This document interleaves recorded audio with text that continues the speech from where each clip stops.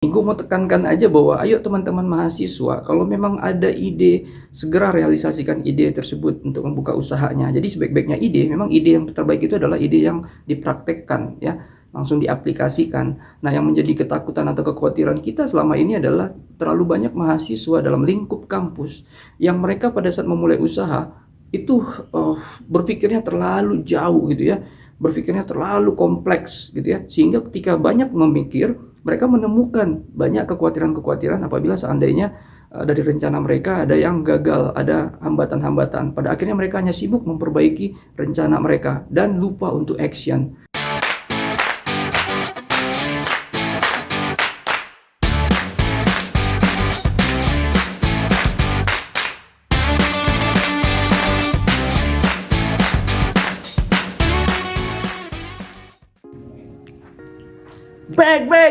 Back again. Hola teman-teman Slim semuanya. Kembali lagi di Seven Production. Selamat tahun baru 2021 sebelumnya. Semoga saja kita semua, teman-teman semuanya, diberkahi banyak rezeki di 2021. Terlebih lagi pastinya kita diberkati dengan kesehatan dan pandemik virus corona ini berhenti dan tidak ada lagi yang namanya pandemik virus-virus lainnya, ya. Baik teman-teman, jadi tahun 2021 ini kita akan coba untuk memulai materi kita lebih kepada yang namanya usaha atau bisnis. Ya, di tahun 2020 dan di awal 2021 ada begitu banyak teman-teman yang sharing, ya, rajin bertanya untuk Pak, ayo dong kita ngebahas tentang bisnis, Pak. Sejauh ini bisnis saya seperti ini, Pak. Apa yang harus saya perhatikan, ya? Nah, jadi teman-teman sedikit banyak gue akan memberikan materi yang memang selain gue memang punya mentor. Dulu dilatih langsung sama Pak Jaya Setiabudi, pendiri Young Entrepreneur Academy.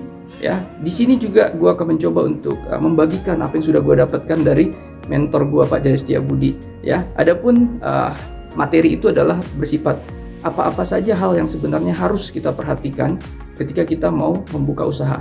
Ya, yang harus diperhatikan di sini lebih kepada mindset. Ya, lebih kepada bagaimana pola pikir kita supaya jangan terjebak.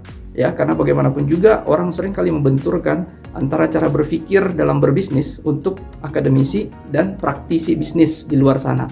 Yang sebenarnya ada garis lurus, ada benang merah yang sebenarnya itu penting, tapi orang terkesan kadang kabur terhadap mindset atau pola pikir tadi, ya. Baik teman-teman, seperti apa pembahasannya, seperti apa pola pikir yang gue maksud. Namun sebelumnya tetaplah berinvestasi dengan menekan tombol subscribe, share, like, dan komennya. Seperti apa pembahasannya? Check it out!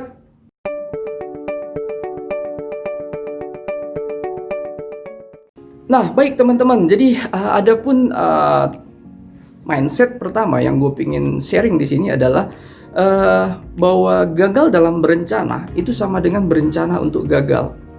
Ya, jadi sama dengan bisnis. Ya, sebenarnya kita perlu mengerti itu. Ya, kapan kita harus punya rencana yang matang, kapan kita harus punya sekedar action atau kita harus punya mental untuk memulai terlebih dahulu. Ya, jadi pemikiran praktisi di sana, ya, ada beberapa motivator juga pebisnis yang memang sudah diakui keberhasilannya, prestasinya, mengatakan bahwa ya kalau dalam memulai bisnis itu nggak perlu rencana, ya. Dan juga kalau misalnya kamu mau menjadi pengusaha nggak perlu kuliah. Jadi gue pikir mindset seperti itu sebenarnya tidak salah, hanya saja kita harus mengenali, ya, orang tersebut maksudnya seperti apa. Kita harus mengenali karakternya seperti apa. Jadi kita nggak bisa menyimpulkan sebuah pendapat, statement hanya dari penggalan-penggalan kalimat, gitu ya. Nah, jadi ada juga sebenarnya pemikiran dari dunia kampus yang berpikir bahwa kalau kita mau mulai bisnis itu harus punya perencanaan yang matang, punya visi misi gitu yang harus kita buat terlebih dahulu. Nah, di sini yang gue maksud adalah bahwa sebenarnya kita harus membagi dulu tuh, ya. Ada dua hal. Yang pertama halnya adalah ketika kita memang mau membuka bisnis untuk skala yang kecil, ya. Artinya skala yang kecil adalah budgetnya yang kecil. Semisal kalau misalnya kita bisa kasih contoh, kita membuka gerobak untuk gorengan, ya, yang mungkin modal usahanya di kisaran ya 5-10 juta gitu ya. Nah, jadi kalau misalnya skalanya yang seperti membuka gorengan bisnisnya, gue pikir gue harus sepakat dan mengatakan bahwa ya kita nggak perlu rencana. Yang penting adalah action aja dulu, ya. Jadi kita modal berani aja, kita modal yang sifatnya punya mental untuk memulai saja terlebih dahulu. Yang penting adalah kita memulai dari sana. Nanti kita akan banyak belajar tuh apa yang harus kurang, terus kita akan lengkapi ya kesalahan-kesalahan kita belajar di prosesnya ya. Bersama dengan itu kita membaca juga bagaimana pasar kita, bagaimana kita punya lokasi gitu ya. Nah, jadi di poin 1 ini, di hal yang pertama ini gue mau tekankan adalah kalau teman-teman membuka usaha untuk budget yang ya skalanya kecil, jadi gue nggak bisa memastikan kecil versinya gue dengan versi orang lain, teman gue itu berbeda. Tapi intinya adalah sekali lagi kita yang harus mengerti nih, ukuran 5-10 juta itu besar atau kecil buat kita. Namun kalau menurut pendapat gue, dengan contoh 5-10 kita golongkan saja dia ke bisnis yang memiliki budget kecil atau rendah seperti itu. Nah, ketika kita memilih bisnis yang seperti itu, yang paling penting adalah action ya. Yang penting adalah mulai terlebih dahulu dengan amanah yang harus kita pegang. Amanah semisal kita meminjam ternyata dana dari investor kita, seperti itu ya. Hal-hal seperti amanah ini penting untuk kita pertegas supaya mahasiswa ini punya attitude menjadi seorang entrepreneur juga gitu ya. Nah, berikutnya hal yang keduanya adalah kalau memang kita memulai usaha untuk skala besar, budget yang besar, ratusan juta. Nah, kita perlu yang namanya rencana, kita butuh yang namanya planning. Inilah yang gue maksud di awal bahwa gagal dalam berencana sama dengan berencana untuk gagal. Jadi siapa saja yang memulai usaha dalam skala besar tapi dia tidak mempunyai perencanaan, dia tidak mempunyai bisnis plan, dia akan kesulitan, bahkan bisa bangkrut ya. Bahkan ini berefek buruk terhadap kredibilitas dia di mata lingkungannya. Nah, jadi buat teman-teman mahasiswa semua, gue berharap teman-teman punya mental untuk memulai dulu nih usaha, dan mulailah dengan ya skala kecil terlebih dahulu saja.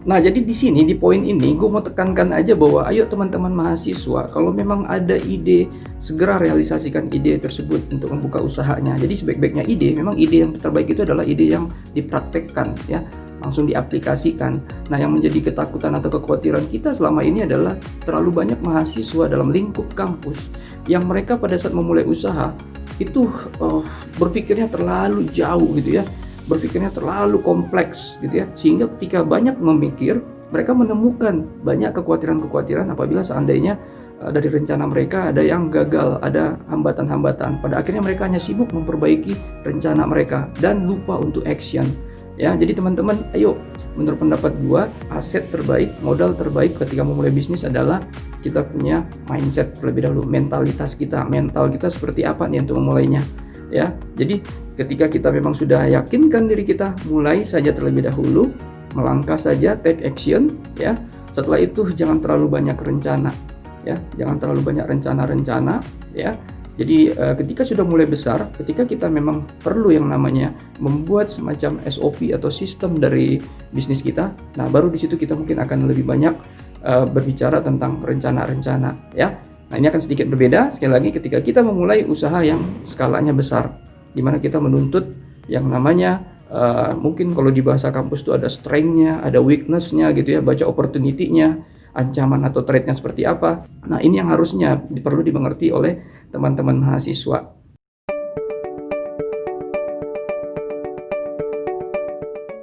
Nah, berikutnya teman-teman, mindset yang perlu sebenarnya mahasiswa lengkapi adalah ketika mereka memulai usaha, seorang entrepreneur, pengusaha, itu sebaiknya mereka lebih fokus menjadi seorang entrepreneur. Entrepreneur lebih banyak berpikir tentang marketingnya, bagaimana memasarkannya, bagaimana produknya bisa dikenal, terlebih lagi bisa diterima oleh pasarnya ya.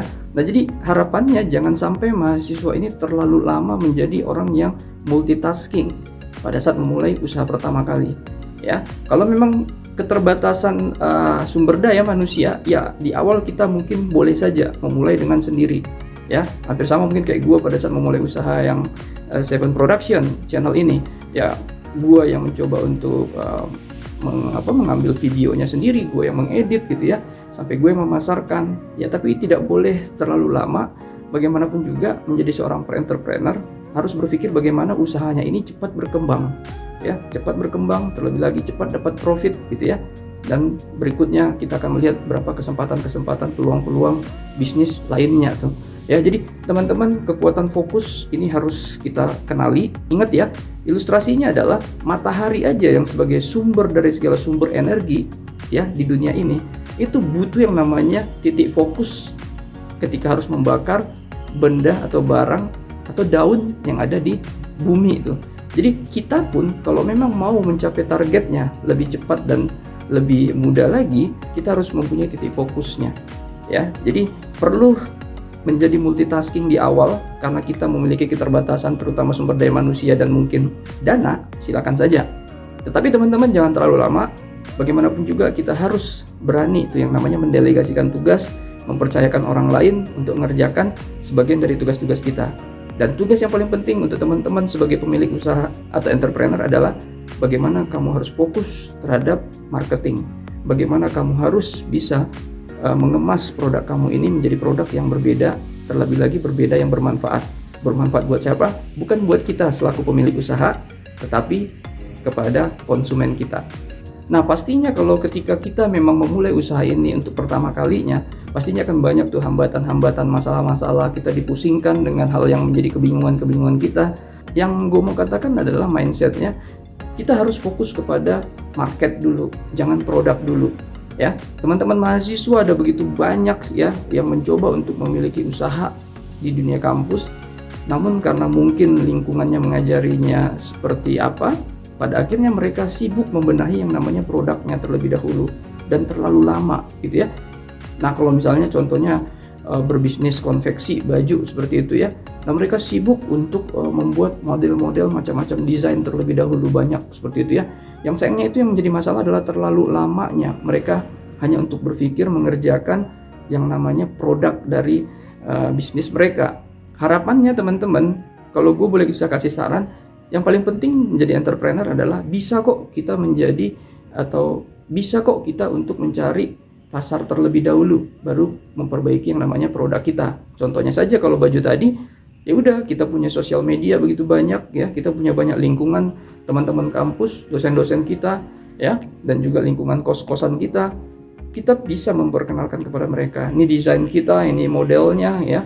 Jadi silakan kalau ada mereka yang berminat, mereka bisa langsung bayar DP-nya seperti itu, nanti kita akan buat produknya. Setelah produknya jadi, kita dapat full dari harga yang kita berikan atau yang kita tawarkan. Ya, jadi teman-teman, mindset bahwa market terlebih dahulu, baru produk, ini harus teman-teman mahasiswa kenali. Jadi di dunia teknologi yang sekarang sudah serba canggih ini, sebenarnya cara berpikir produk dulu baru market itu sudah sangat konvensional. Yang paling penting dalam bisnis adalah bagaimana kita bisa memperkenalkan produk kita terlebih dahulu kepada orang dan juga pada akhirnya membuat mereka membeli produk yang kita punya.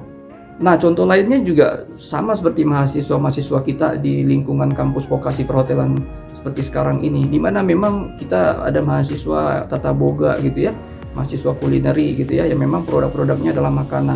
Nah, pada saat mereka membuka usahanya, sering sekali mereka terlalu fokus terhadap yang namanya kekuatan produk. Itu penting ya. Tetapi sekali lagi entrepreneur harus lebih fokus kepada bagaimana memasarkan produk tersebut dan bagaimana membuat jaringan kita lebih luas lagi dan lebih diterima lagi. Nah, harapannya adalah kalau buat mahasiswa-mahasiswa yang punya produk bisnisnya berupa makanan, teman-teman belajarlah untuk bagaimana mempackagingnya, ya, mempackage, mengemas produk kita ini menjadi berbeda. Nah, jadi sekarang ini kita udah tahu nih serba instagramable gitu ya. Ada begitu banyak kadang makanan yang enak, tapi karena pemilik usahanya tidak bisa atau tidak mampu untuk memperkenalkan dan membuatnya menjadi laku, akhirnya memang usaha itu mati sendiri. Namun ada beberapa usaha ya yang memang ternyata usaha makanan tersebut makanannya memang cukup enak gitu ya, tidak enak-enak kali, bahkan tidak buruk-buruk sekali lah gitu ya. Namun justru dia bisa menghasilkan keuntungan karena si pemilik usahanya itu pintar sekali memainkan yang namanya marketing di produknya. Entah itu dia bermain dengan link semacam endorse yang bisa dia pakai gitu ya, atau kenalannya. Jadi marketing itu jauh lebih harusnya dipikirkan oleh pemilik usaha ketimbang hanya sibuk dengan produk dan produk. Nah, yang lebih parah lagi di poin ini adalah banyak kita ngelihat contohnya itu misalnya nasi goreng gitu ya. Kalau waktu gua kuliah dulu ada nasi goreng yang memang begitu enak tuh dan harganya juga merakyat lah untuk anak-anak kos-kosan, anak-anak mahasiswa gitu.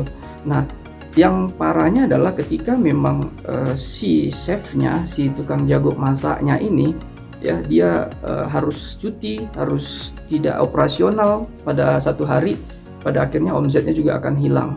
Inilah bahayanya ketika kita memang hanya sibuk terhadap produk gitu ya, produk yang enak, produk yang bisa diterima. Ini harus dipikirkan bagaimana caranya supaya larinya nanti akan ke yang namanya branding ya, bagaimana kita membranding produk kita. Jadi siapapun yang memasak pada akhirnya itu akan diterima oleh pembeli kita ya. Kita belajar saja dari KFC gitu ya, walaupun Colonel Sanders pendirinya dia mempunyai racikan ayam tepung gitu ya, tapi setelah dia tidak ada pun artinya dia sudah meninggal, produknya sampai saat ini masih bisa diterima. Nah ini bedanya teman-teman yang namanya pedagang dengan pebisnis, tapi kita nggak usah sampai jauh ke sana. Jadi sekali lagi, penting yang namanya produk, tapi jauh lebih penting sebagai seorang pemilik usaha kita berpikir atau belajar menambah ilmu kita ya tentang bagaimana memasarkan produk kita.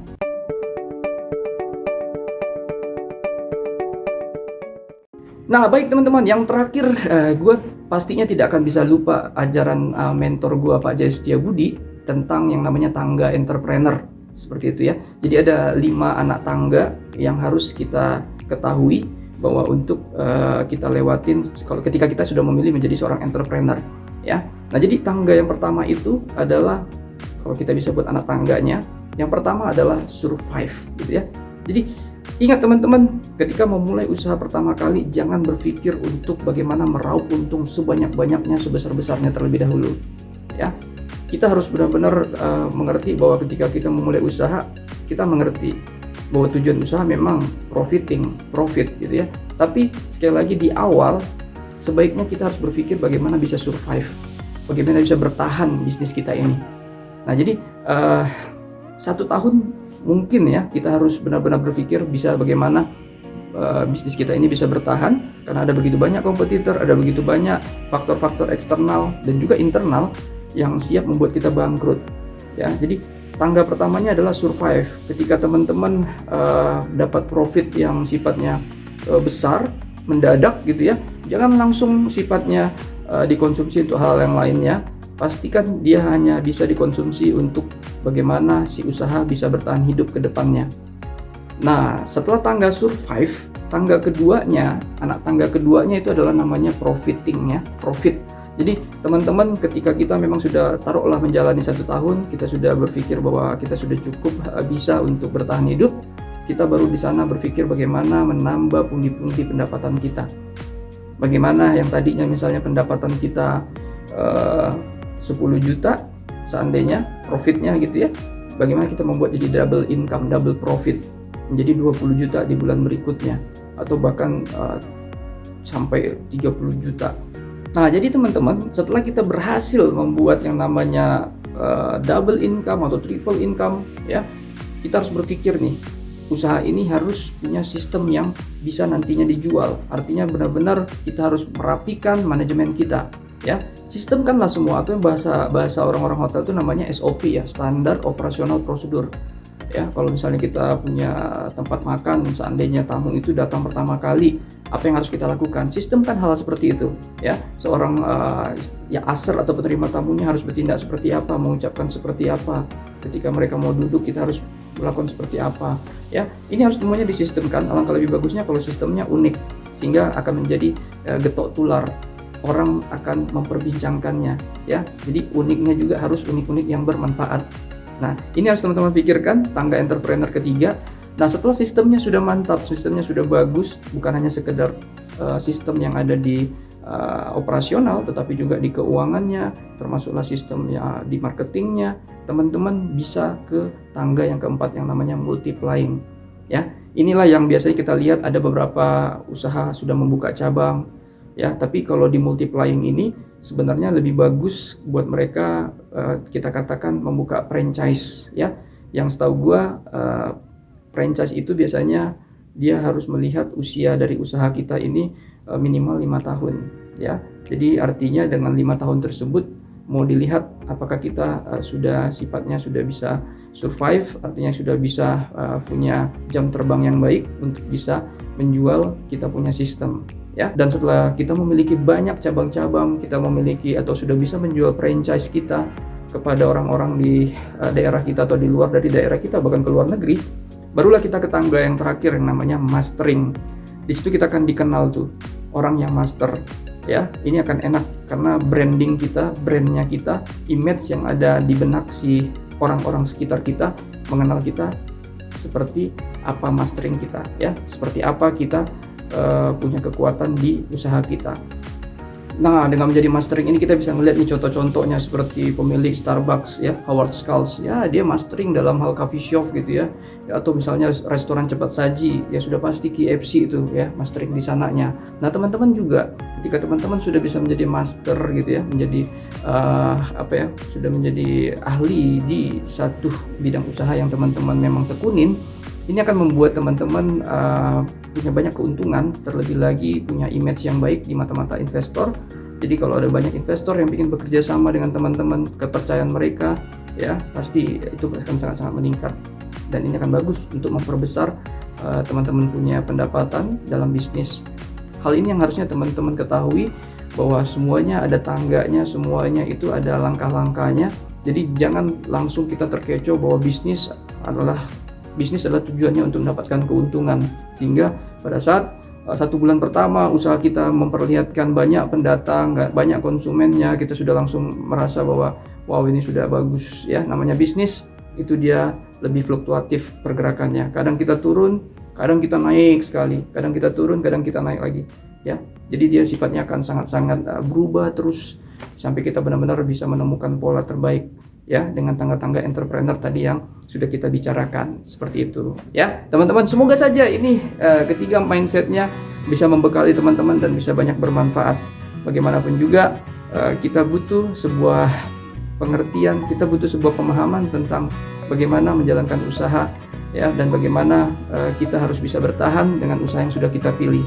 Ya, itu saja teman-teman, sekali lagi, dan jangan lupa juga untuk tetap menekan tombol subscribe, share, like, dan komennya. Terima kasih sudah menonton. Thank you very big and God bless you all. Ow.